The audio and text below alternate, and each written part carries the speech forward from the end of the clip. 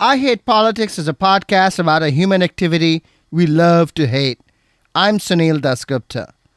Poolsville Day 2022 is Saturday, September 17th. Every year, thousands show up for the parade and the fair. There is music and food and, of course, the largest electric vehicle show on the East Coast. Poolsville is the urban center and the only incorporated town in Montgomery County's Agricultural Reserve, an area on the west and north of the county that was set aside from development in 1980 to preserve as land for food production and as green space. The Ag Reserve is roughly a third of all the county's land area, and saving it from development has put pressure on the land in the rest of the county, where population continues to grow dramatically. Meanwhile, the economics of the Ag Reserve are not the romantic green countryside we see from bike rides and on apple picking trips. Most farmers in the Ag Reserve rent out their land, and you'll be surprised at what farmland goes for. I talk with farm owner and agriculture scholar Douglas Boucher about the fragile economics of Montgomery County's Agricultural Reserve.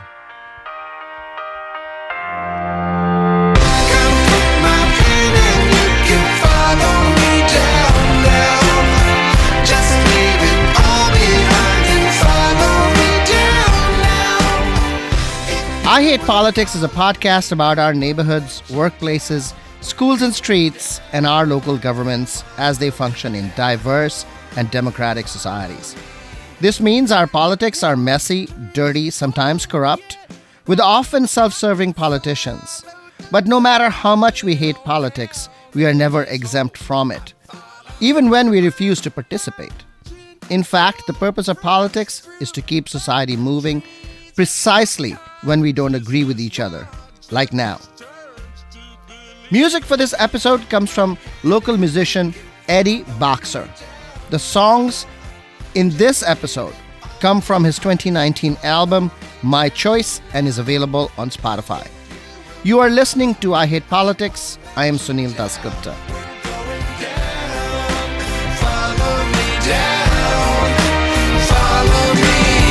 Black stripes on white, this prison garb is a zebra. I'm free, come along, just follow. Breathing fire, dragon's breath, red is the flower, relieves you from stress. Come along. In the news this week, the push for rent control in Montgomery County has been growing. Last week, rent control advocates were out in front of the county council building in Rockville protesting. But we're all entitled. We're all entitled to great. Gouging is banned. Great gouging is banned. Stable housing expands. My family will not be displaced. So many can pay for a home for to stay. That's the DC Labor Chorus. Recordings for this segment were provided by Madi Naji, one of the participants at the protest. Home prices in the county have increased dramatically during the pandemic years, but there has been no corresponding rent increases because of the emergency rent cap and eviction ban put in place during the pandemic. With these emergency measures now ending, advocates say renters face significant rent hikes. Maryland is also not a just cause state, which means that landlords can remove renters with 60 days of notice without reason. The Montgomery County delegation has supported just cause legislation at the state level for the county, but things have not moved out of committee in the past. With the primary elections revealing a new county council, however, rent control law at the county level now seems likely. Possible votes in favor: Will Joando, who had proposed a rent control bill before, and newly elected Kristen Mink. Both of them were there at the rally. Kate Stewart is the mayor of Tacoma Park, which is the only jurisdiction that has rent stabilization in Montgomery County, and now she supports it countywide. Lorianne Sales and Natalie Fanny Gonzalez have both spoken out in support of rent control. That's 5 out of 6 members needed for a majority in the new council. Evan Glass and Gabe Albornoz are believed to be leaning toward rent control. Glass is slated to be council president for the new council when County Executive Mark Elrich, a strong supporter of rent control, plans to send his version of a new legislation to the council. Both Glass and current council president Albornoz may seek to balance their support for Thrive 2050, the controversial general plan for the county that recommends ending single-family zoning in transit corridors with support for rent control. Council members Andrew Friedson and Sidney Katz, as well as newcomers Don Ludke and Marilyn Balcombe, are likely to oppose rent control legislation. Worth noting, Montgomery County has long rejected any type of rent control. Landlords, developers, and housing advocates have argued that rent caps would take inventory out of the rental market and slow down the county's already slow production of new homes. Tacoma Park, for example, has not seen new multifamily rental housing built there for almost the same time as its rent control law has been in place since 1981. How the new council actually breaks down on the issue will depend on the details of the new bill that is proposed. The Tacoma Park rent control law, for example, only applies to multifamily apartments and condos and exempts new buildings from rent caps for a period of 5 years. It is possible that the county expands that exemption to 10 or 15 years, thereby subjecting old buildings to rent control but not new ones. A second option might be to allow rent control for families under an income threshold. Council member Andrew Friedson had tried to introduce means testing for the emergency pandemic rent caps, but could not get it through the council. Means testing would add considerable bureaucratic and administrative burden to the law, but the county has already developed a method of income testing for its rental assistance program that it has run with COVID relief money from the federal government. Renter advocates oppose means testing because it would divide the coalition and exclude middle and higher income renters who might benefit from a broader rent control law. Arguably, the broadest support for rent control might come in the form of anti-rent gouging. But here, the question is what constitutes rent gouging. Landlords say that rents have been artificially suppressed by the pandemic emergency rules and need to increase rents to match rising costs and the growing value of real estate in the county. Tacoma Park's rent increase limit is pegged to the Regional Consumer Price Index and stands at 7.3% now. Emergency rent caps during the pandemic held rent increases at 4.4%. A gouging law, as opposed to a rent stabilization law, would likely be far more, probably above 15 to 20% or even higher. Renters' advocates are likely to reject a proposal allowing those high increases. However you think of the problem, here is evidence that elections, even primary elections, have consequences. Montgomery County's longtime resistance to rent control seems to be falling. In other news, 2 mid-Atlantic healthcare behemoths, the Johns Hopkins Medicine Group and Care First Blue Cross Blue Shield, the insurance company, are in open dispute over payment rates and related matters. Johns Hopkins Medicine and its affiliated entities run several medical practices and serve as the provider entity for many doctors in the Washington metropolitan area. CareFirst, too, is a longtime Washington fixture and covers 3.5 million residents in Maryland, Washington, D.C., and Northern Virginia, including employees of the state of Maryland and Montgomery County and MCPS. Driven by rising costs of healthcare, including and especially rising labor costs, Johns Hopkins has threatened not to accept Care First insurance as in-network starting December 5th, which would throw tens of thousands, if not more, Care First plan holders out of network with their doctors. Plan holders would have to pay more for Johns Hopkins doctors as out-of-network providers, find other doctors, or switch healthcare plans from Care First to another company. Open enrollment season is around the corner, and usually insurance companies like Care First will have finalized premium rates in the spring and the summer. Large employers like the state of Maryland or Montgomery County are unlikely to want to revisit premium rates at this point and take on the resulting public anger. Only Johns Hopkins Medicine has come out openly with its case, with a Facebook post and a web page to answer questions.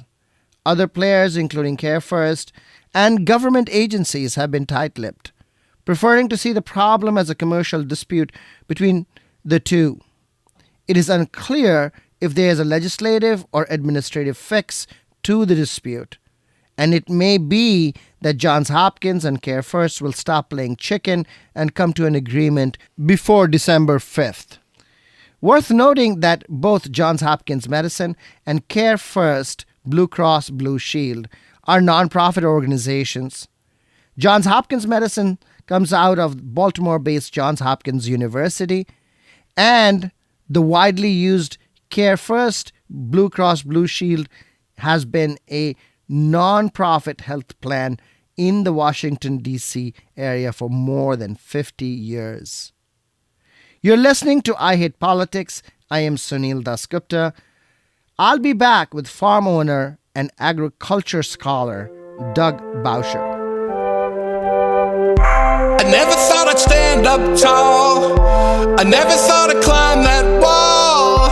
I never thought I'd have it all. Everybody talking like I'm so small. Now what you gonna say to me about being somebody? I'll crush this adversity. I'm all about trying to be free. And I say, if I choose to be discouraged, I stumble and I fall. If I choose to be dissatisfied, I never have it all. And I can fly so high. It's my choice, and I should fly so high. It's my choice. Doug Bauscher, welcome to I Hate Politics. Thank you. How long have you lived in the Ag Reserve, and what do you do there? My wife and I live on a farm in Dickerson. It's called White Acres Farm. It was named after her grandfather, Max White, who was a dairy farmer here for half a century. And we inherited part of that farm. We are retired, both of us. I'm retired from being a college professor for part of my career. I worked in Congress for several years. I also worked for a decade as director of climate research for the Union of Concerned Scientists.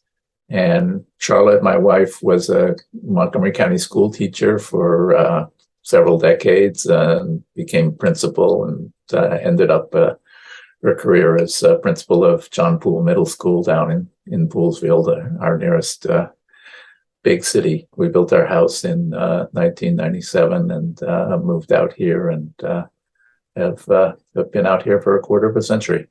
how do you use your farm? What economic activity happens on it? Yeah, we have a couple things that we do.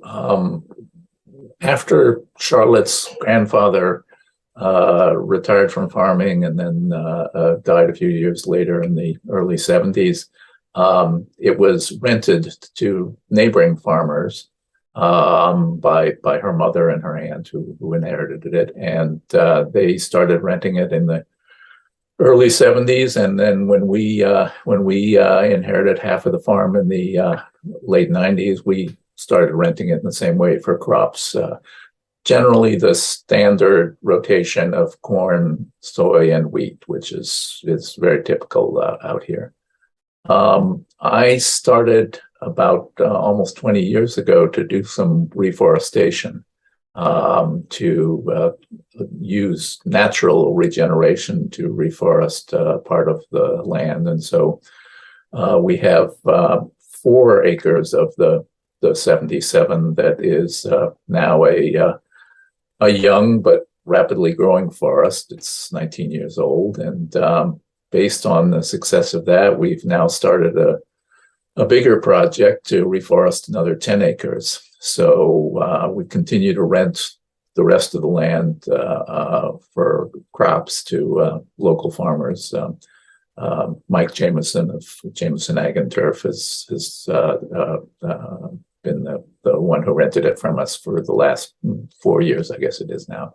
Is that very typical of the rest of the ag reserve? It's typical of the farms, where we have a relatively small farm. It's larger than the median, but less than the average. But it's not typical of the land because the overwhelming majority of the land is owned by a small number of big farms, about 30 of them that have 500 acres or more, and they together, those 30 and out of over 500 farms in all, those 30 have 58% of the land.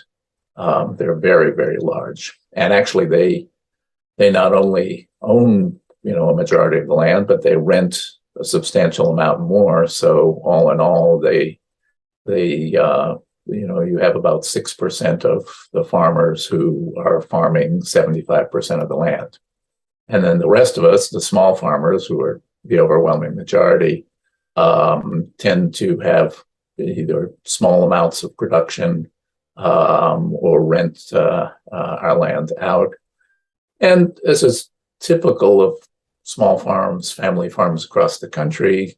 We don't make a living from, the income from the farm. We make, considerably less than what you need to live on. In fact, the last agricultural census for the county showed that the net revenue of farms was a negative $6,000. That is, they lost money on the average. When you rent out your land, what is the per acre rent? Yeah, it tends to be on the order of $150 per acre if you're renting it for crop production. What is the range? I've heard it to be as little as, $50 an acre. Yeah. Well, if you're renting it for hay production, which is, crops, corn and soy, the feed grains, is you get more for it. You get about 150, although that's not much. For hay, you get, 50, maybe $75 an acre. Generally, it makes enough money if you rent for crops to pay for the land taxes, but not much more. What are your taxes, if you don't mind my asking? Over the 77 acres, they have averaged about $7,000. And of course, that's not just the land, that's the house too. If I were to come to you and say, Doug, I want to rent your land, it's $140 an acre. I'll give you 150. That's for 50 acres, that's $7,500 a year. Could I do that? Probably. The reason we're getting 140 is that 4 years ago, I guess it is, we the two farmers who had rented it for several decades before then, Bob Raver and his partner, but decided, they're old and decided not to rent it anymore. So we actually asked for bids, and we got competitive bids from about half a dozen farmers, and the 140 an acre that Mike Jameson offered was the high bid. And we liked him. We liked the way he described his approach to farming and what he would do. And so that's why we chose. Is that a multi-year lease? We do it year to year. Do you specify use? So can I come in and say, I'll pay you $7,500 and let it be fallow? Or I'm going to use it for camping? Question hasn't really come up because, the people who have wanted to rent the land have just wanted to produce crops. It is our land, and we could, if we want, specify things. But my wife and I have not felt that it's our role really to tell them, for example, what crop they should plant, or what kind of fertilizer they should use, or that sort of thing. But if a farmer that promised to go organic came to you and offered you a lower amount of money, that would not be economically tenable then? Well, that would be fine. And if such a person shows up, I would be very glad to talk with them and see it. There's relatively little organic farming, again, in terms of land area in the county. The big farmers are, almost all conventional farmers, as is Mike. One of the things to realize is that only 1.1% of the land in the agricultural land in the county is used for vegetables and fruits together. So it's a very small amount. But their big expense is labor. Vegetable and fruit production, but especially vegetable production, is very, very labor intensive. They also have, some expenses for inputs. Controlling fungi, controlling insects is difficult to do. And of course, with a high value crop like vegetables, if you get an outbreak of insects, that can destroy your whole crop, and it's risky. It's very, very risky. It costs a lot of money, and you can lose it all. And also, frankly, you're competing with large-scale vegetable producers, on the Eastern Shore, in New Jersey, in the southwestern states, California, even in northern Mexico. And it's difficult to produce at a lower price than your competitors. And that's why most of the vegetable production, almost all the vegetable production, as well as the other food we eat, comes from outside the county, mostly from outside the state, and a good deal from outside the whole region. There's very little local food in Montgomery County. What about all the CSAs, the community supported agricultural endeavors that we see in the ag reserve? They're quite popular in the non-ag reserve areas of Montgomery County. Yeah, I think if there's one main illusion, one main mistaken impression about farming in Montgomery County, it's that people think that the CSA, the farmers market, the local vegetables in the store are typical, and they're not. I mean, overwhelmingly, 80% plus of the land in Montgomery County agriculture is used for the feed grains, hay, pasture, animal feeding, livestock feeding system that is basically the same here as it is in Illinois or Indiana or Iowa. It's and it's large scale, very mechanized, non-organic, I think the farmers markets and the CSAs and such are great, but you should realize that they're a tiny fraction of the land use in the agricultural reserve and in Maryland in general. So, well, that's interesting, right? Because, it seems when you go to the farmers market, they obviously there's they are making money from it. Otherwise, why would they be showing up in farmers market after farmers market, CSA after CSA? Why would that happen? Or is it the case that big farmers that actually are doing more non-organic, conventional farming, use this to burnish their image? I think, it varies. And of course, a lot of people who are selling in farmers markets or in CSAs, are trying to make a living at it, but not, the fact that the average farm is losing $6,000 a year, according to the agricultural census, is evidence of that. So it's not even true that they're all, surviving at it. They're in many ways, they're surviving because one of the spouses has a separate job, and they operate the farm part of their life at a loss. But how can this be possible in any long-term way? You understand economics. This is not feasible. Yeah, you're right. No, in the long term, it's not sustainable. It doesn't. So what does it say about the future of the ag reserve?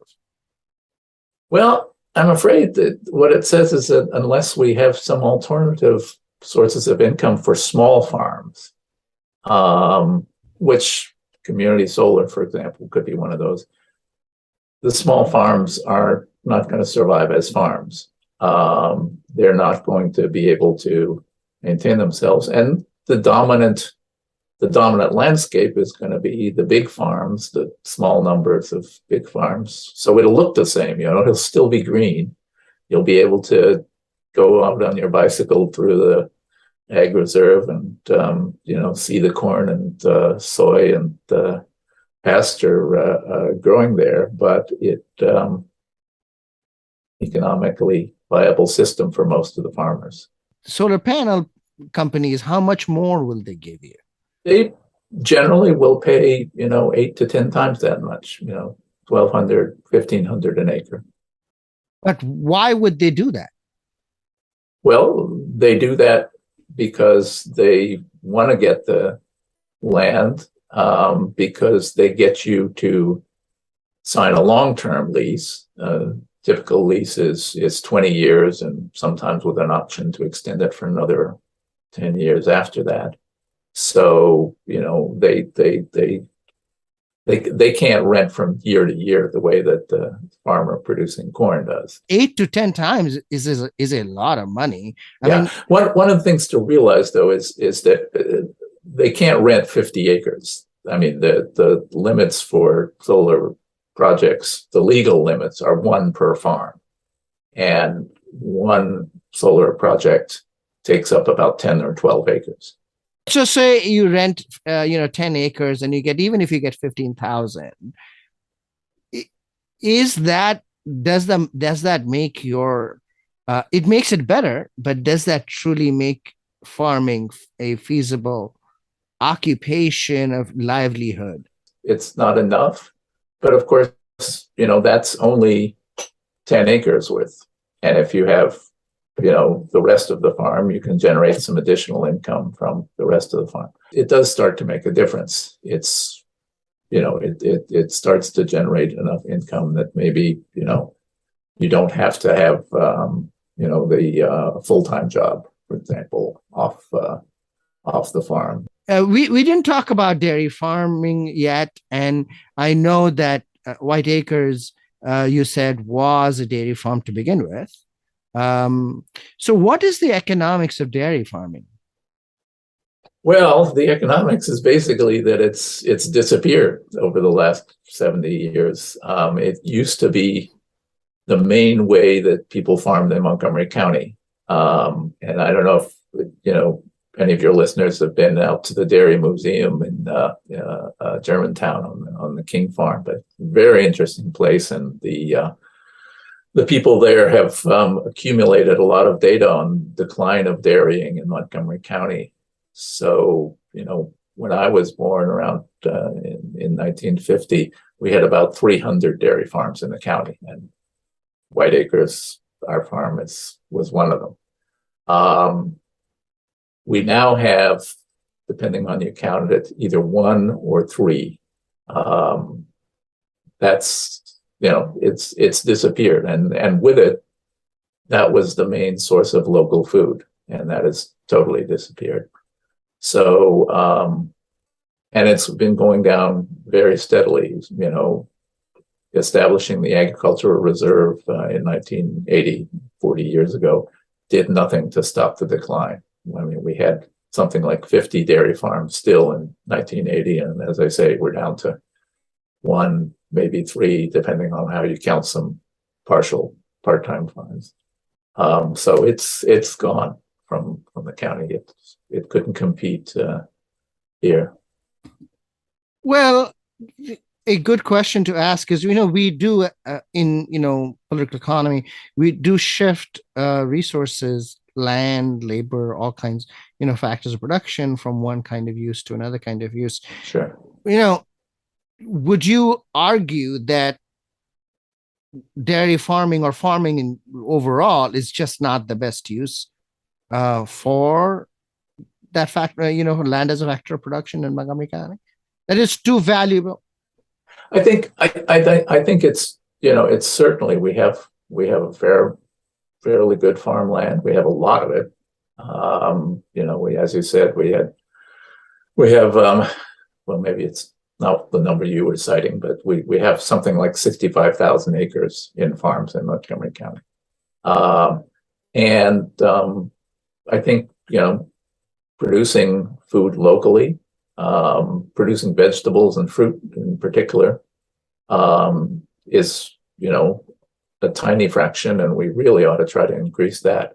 But how? It doesn't, there doesn't seem to be any kind of methodology. To be honest, if it's the sort of thing that if we want it, we need to subsidize it. It's not going to be able to compete in the market by itself with the production from, the Eastern Shore or, Arizona irrigated farms. So we need to subsidize it both, directly by paying higher prices for it, and farmers markets and CSAs are one of the ways of doing that, and by things like buying the produce for schools, for school lunches. There's lots of ways of doing it. We can help subsidize the labor costs, which are, as I mentioned, a really big fraction of it, and we can possibly even help reduce the risk by providing, some kinds of insurance systems that, because, in most cases, the federal support programs, the federal crop insurance programs don't apply to the so-called table crops, the fruits and vegetables. They're for the feed grains, they're for the corn. Well, that would explain in part why production is low then. If feed grain is insured by the federal government, but lettuce and tomatoes are not, then who's going to produce lettuce and tomatoes? But that's a federal government issue rather than, do you think it's a Montgomery County or even a Maryland issue? Well, it's something that typically we have left it to the federal government to, subsidize or not subsidize that. But if we were serious about subsidizing the local food production, the county could put its money into that. The state could put its money into that. I think the question is, why should the county do it? Why should the state do it? And so is this the best use right now in a high, Montgomery County home prices are really high, right? And part of the reason they're really high is because we've sectioned off a bunch of our land for a use that it seems, based on what you're telling me, is not commercially viable. Well, very little of, I mean, the lands that's in conventional farming, feed grain farming, is commercially viable, but only for a small number of farmers.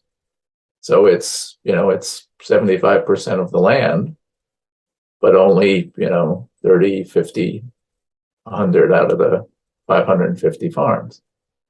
That, from the point of view of strictly the economics is, it makes profits. From the point of view of how the land is used, whether it's good or bad for the climate, and whether it sustains, in particular, small farms. No, it's not good. It clearly isn't. Okay. How are these economics in the ag reserve affected by, the trading and development rights that is sort of also part of the ag reserve system? What we've seen is that the development rights, TDR system, and the associated newer ones, the building lot termination and such, they have kept development out of the ag reserve by and large. Although, in some ways they've, having 25-acre zoning, for example, which is one of the major parts of all those programs, it doesn't prevent you from having suburban developments. It just ensures that when you have suburban developments, there'll be really big houses with really large lawns.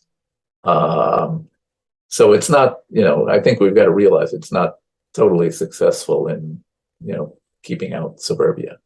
But it's been, compared to other counties around, it's clearly been a success at that. In terms of maintaining local food production, clearly it hasn't worked. We get less than 1% of our food locally. Our main kind of local food production, that is dairy, has essentially disappeared over the period of having those programs. No, it hasn't worked in terms of maintaining small farms, local food production. It has worked in terms of maintaining a landscape that looks nice. Frederick County. And by the way, I'm not, or I'm only half joking about that. I think that the landscape out here is beautiful. I love living here. But I think in many cases, we think that if the ag reserve is preserving a green landscape, that must be a success. And that's not looking at it closely enough. So, as you know, Frederick County is considering an ag reserve kind of law that covers the Sugarloaf area. What advice would you have for them? Boy, I would hesitate to give any advice to people in a county which I don't live in. I would say, I would hope anyhow, based on Montgomery County's experience, that they look at not just what keeps land in farming, but what kind of farming and what kind of ownership.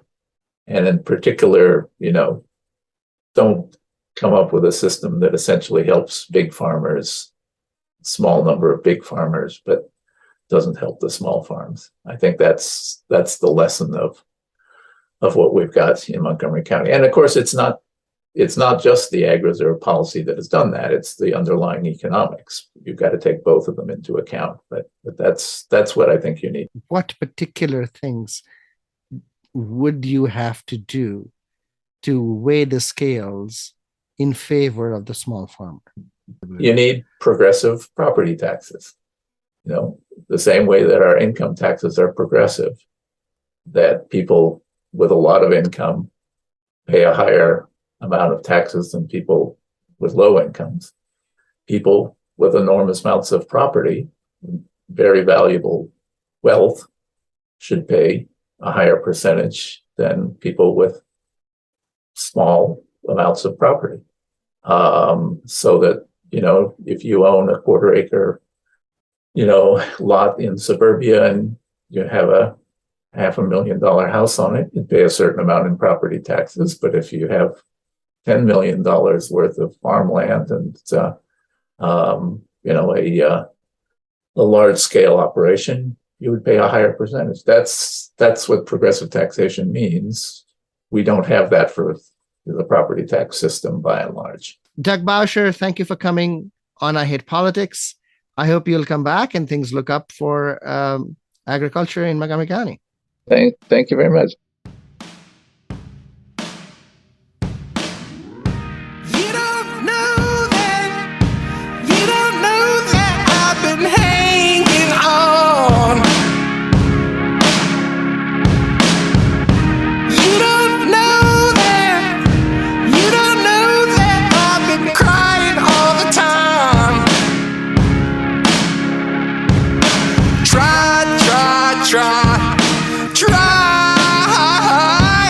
I'm just wasting my time. It's been 4 months since you stole my heart away. It's been 3 weeks since you left and walked away.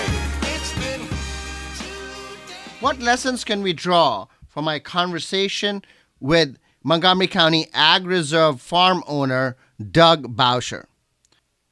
What is striking about what you just heard is that land in the Ag Reserve can be rented for between $50 and $150 per acre for a year for farming purposes.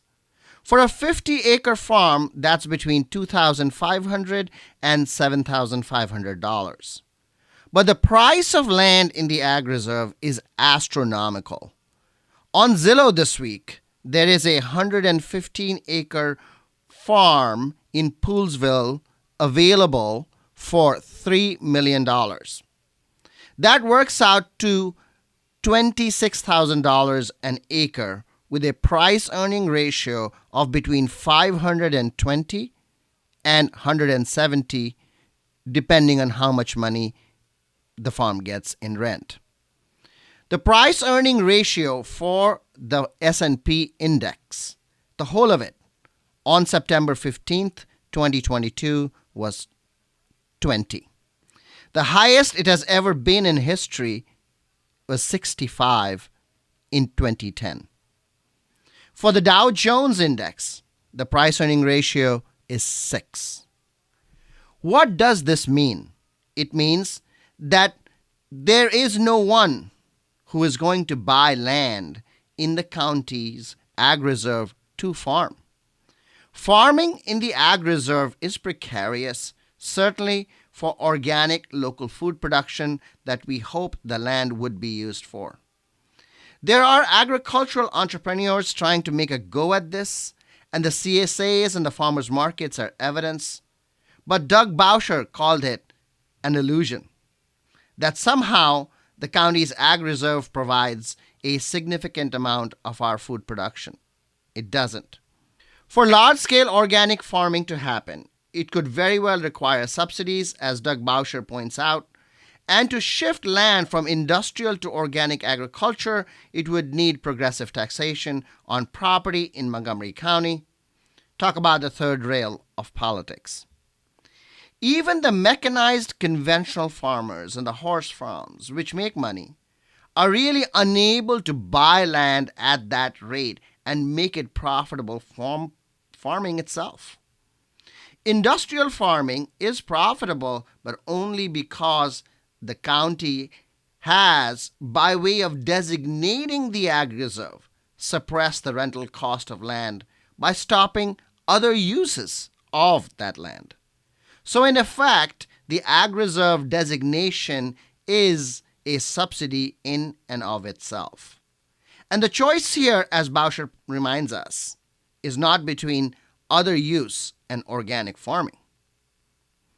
Frederick County is considering an Ag Reserve type mechanism for the Sugarloaf area, and the logic of that proposal is very similar to Montgomery County's Ag Reserve. Protect small farmers and local food production and conserve green space. But will they be able to do it? There is no progressive property taxation plan or a subsidy regime that underpins Frederick County's proposal.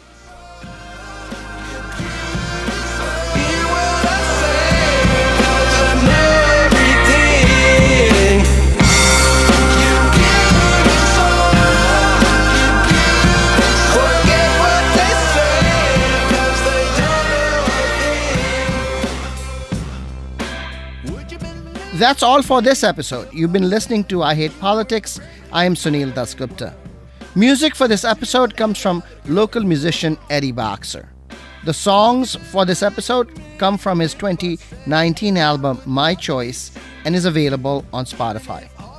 If you want to share your music on the show or know someone else who might want to, please email us at ihppod@gmail.com or reach out on Twitter at ihppod. I hope you'll subscribe and share the show as we bring you stories about politics close to you and to your home.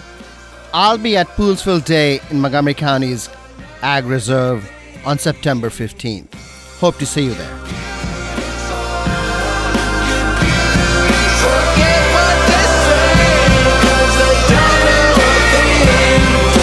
Cross my heart, hope to die. Nothing that I say to you could ever be a lie. If everybody just knew what I knew, they would all know what's so special about you. Cross my heart, hope to die. Nothing that I say to you could ever be a lie. Feet on the ground, but your eyes to the sky. Everybody's